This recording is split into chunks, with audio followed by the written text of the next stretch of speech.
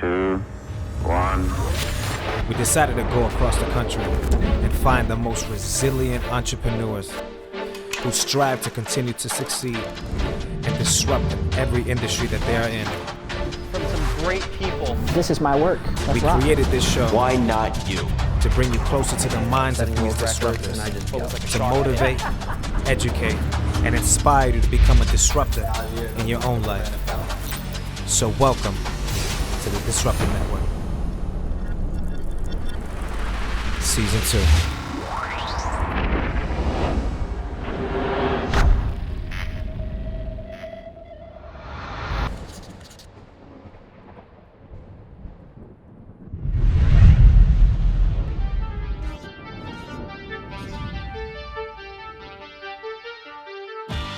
For this episode, we are in New Jersey, interviewing one of the world's greatest athletes.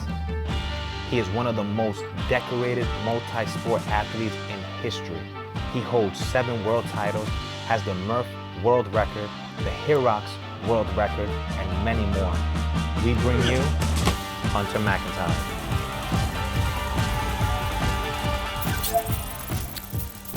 Honestly, like a lot of what I do in my life actually kind of spurred from the age you guys are at right now.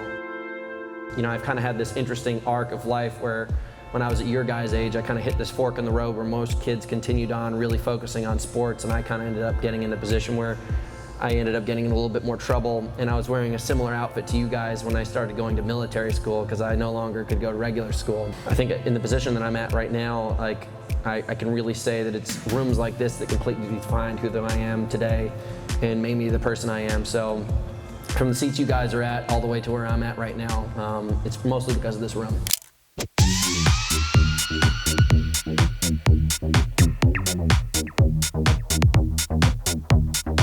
You in high school didn't play any sports. I think you said you didn't train. You wrestled, but you didn't really train for anything until you were about 19 years old, and you were kind of told in high school that you needed to calm down and sit still. Can you talk a little bit about that? You know, I think the position you guys are at right now, you probably are thinking to yourselves, like, what would I choose and what's the importance behind it? What should I focus on? Should I focus on skateboarding? Should I focus on climbing trees in the backyard? Is it better to be a football champion? Whatever. It's hard to kind of find significance in what's really important at that opportunity in your life. And I just didn't know any better. I didn't know, what's the point of winning a race? Like, what's the point of being on the varsity team? Like, why would I care? And that's just because I never really understood the significance of why I might want to hold myself up higher. Maybe what the point of having that varsity letter on your jacket meant. Something that's like extremely important to me now. If you go to my gym, I hang up all of my medals and I hang up all of my awards because that's truly who I am as a person. Like, that's the pages to my book.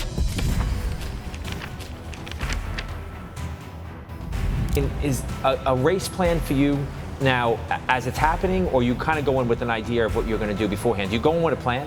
I mean, it's 50-50. I think one thing I'll tell you guys is, like, life is never going to have that much flavor if you don't put a lot of risk into it. There's not a lot of reward if you don't take a lot of risk. I mean, the greatest investors in the entire world probably take a lot of their money and put it on something that you guys would never think of, and now they're all millionaires and billionaires that we talk about every day in finance magazines. As far as great athletes, it's a similar thing. Like, you know, you just like throw those Hail Marys out there and you're like, man, either this is going to work out or we're going to lose the Super Bowl. And I've done that a lot. I mean, I think a really important thing for you to manage life is to know where your strengths are, when your weaknesses are, and be able to really have this great mental plan of success. With a finish time today of 58 minutes and 38 seconds, ladies and gentlemen, Hunter Mcintyre. In competition, you're all out every single time. Like, it's take no prisoners, right? But I also have seen you behind the scenes helping people. So is that mentality something that you've developed over years? Like, I don't really care who likes me, who doesn't like me, I'm going to win. And I think that's what I respect so much about you, that you don't care, that you're going to win. You're a good guy, but you're going out there to win every single time. Is that something that you feel like you were born with? Is that something you've developed? Or how do you get to that place?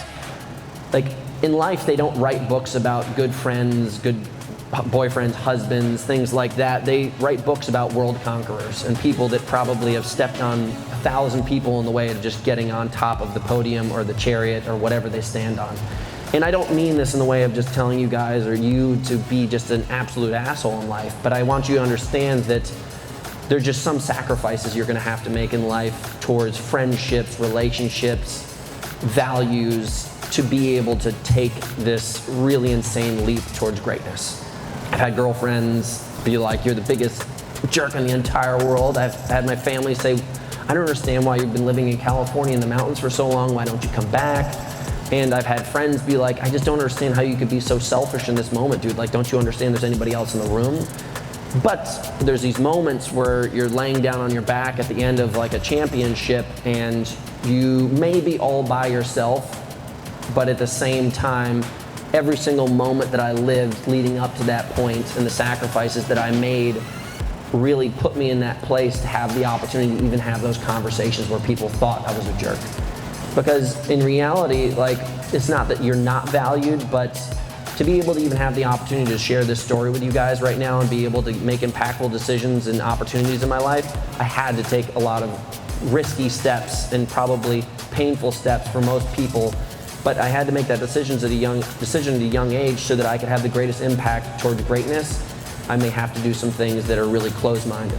But the people who truly love you and truly understand you will let you go, and like, I'm not doing things that are just like, you know, I'm not an axe murderer. I don't do terrible things in this world, but I think my family has always stood by my side. Some of my closest friends are still telling me to this day, even though some of the decisions I've made have absolutely been crazy, but it will pay off in the way that I'm able to share the story with you guys and be able to make impacts on your lives and help you kind of maybe take steps in the right direction to create your own greatness.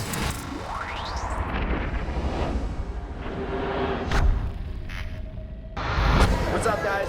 I was able to hold on to the champion spot. We didn't get the world record, but I think we had a world champion effort and world record effort. I feel fitter than I ever have in this place, and that makes me feel really confident that we're in the right place because we have a lot of season to go. This is the first one we're kind of dust off the cobwebs. We see where our weaknesses are, we see where our strengths are, then we build upon it, we grow, we go have some fun afterwards, chug some beers at the fucking pool bar, baby. And you made a point that you fail a lot. Yeah. I tell people all the time that I fail more than I succeed, and I've learned more from my failures than anything else, so never be afraid to fail. I think you guys should want to fail. Like, fail more, because it'll help you grow as long as you address it after you fail, and that's what you did, obviously, 2 weeks ago. You addressed it. Yeah, and failing publicly is okay too. I think, you know, the thing about social media these days is I think everyone always wants to post their wins. It's super easy to look like a badass through social media because I'm only going to take the picture where my abs look good. I'm only going to show you guys me standing on top of the podium, any of that kind of stuff. Like, I think you guys should publicly announce to your friends that you don't do well because it's the people who care about you around you are going to be like, hey man, remember that time you lost last week? He's like, maybe you shouldn't be drinking beer right now because you lost last time. And I was like, oh, damn, that's some honesty right there. When you do well in things for so long, and you have for so long, people get used to you doing well, and they almost stop paying as much of attention to how you're doing, how well you've done for so long. Right before I left from Germany, one of my very close friends, he was like, man, it's just kind of boring watching you compete now. He's like, why don't you just take it easy a little bit so it looks like it's a closer competition, like, and that way it's like a little bit more entertaining and maybe the viewership will go up. And I was like, what? I was like, dude, what the heck, that was really rude. Dude, I was almost want you to lose. And I'm still fighting tooth and nail every single time I go out there, but I get it. Now I think everybody, like, as I said, there's blood in the water. I lost at World Championships just recently and everyone's like, He's human. Yeah, let's get him. And, you know, that was my failure publicly, and I feel like I'm really excited about it. I want people to be chasing. I have to spend most of my life in the gym, most of my life, like, truly a day in my life is wake up in the morning around 5, sit on the computer for about 60 to 90 minutes and handle most of the business that has to be done for the day, go train for about 2 hours, then have a shake, stretch for a bit, then have a big steak and a bunch of rice, then nap, then wake up, stretch a little bit, then work out for another 2 hours, and then eat food and go to bed. That's truly, truly my schedule. You guys may see a lot of cool pictures and videos online, but those are like obviously those microscopic moments that I told you. Otherwise, I'm laying down on the ground most of the day. I literally am just living between competitions. And I do have fun. Like, I definitely make sure I have a really fun life, and I'm never gonna hide from that. But I just know right now that if I want to be able to take the opportunity to really experience life to the fullest of what I really am capable of doing, that I need to start making those wise decisions for the future that's ahead of me.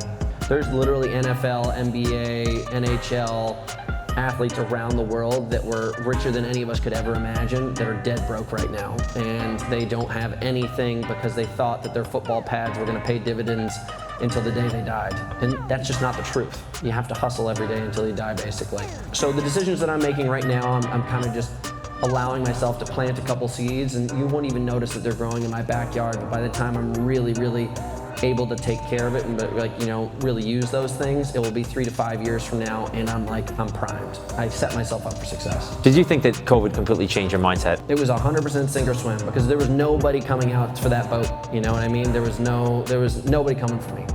Because I was living on these train tracks of life of sport where I would show up and I had a schedule, and they told me when the races were, and they told me what outfits I was gonna wear, and the sponsors told me when they needed me to post something, and then it was all gone. And I was like, it was almost like leaving my house for the first time outside of high school. I was like, wait, who's gonna cook my meals, and what's my schedule, and who's gonna lock the doors at night? Am I safe? Like those kind of things. So I was like, wow, I had to grow up like that, this quickly, and I had to really have this rude awakening that in reality, if I had hurt my leg or I was just getting too old to compete at a high level anymore, I was like, those phone calls are gonna stop. Yeah, you realize how fast people disappear when you can't be who you are every single day. So it almost sped up your process. It 100% did, and I took no offense to anybody closing doors on me, because I understood that the risk and the hardship that everybody else was going through. But my reality was this: is if you're gonna basically write your own story, or is the next chapter gonna be exciting to read? And I wanted all of a sudden to people to look back 2-3 years from now and be like, man, this kid started an empire from a beanbag chair in Colorado out of a training house. He used to be a world champion, and now he has a multi-million-dollar multinational brand. I am just as weak and scared as all of you guys are. The only reason why I end up having the results that I have today is just because every single time I get the opportunity to do something great, I give it everything I have. And if I fail at it, at least I have that.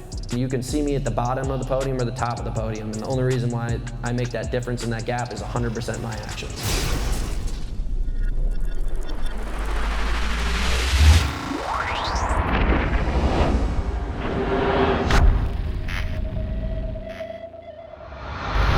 We hope Hunter Mcintyre motivated you to push yourself beyond your own limits. Our next guest is a true inspiration to all women in the world.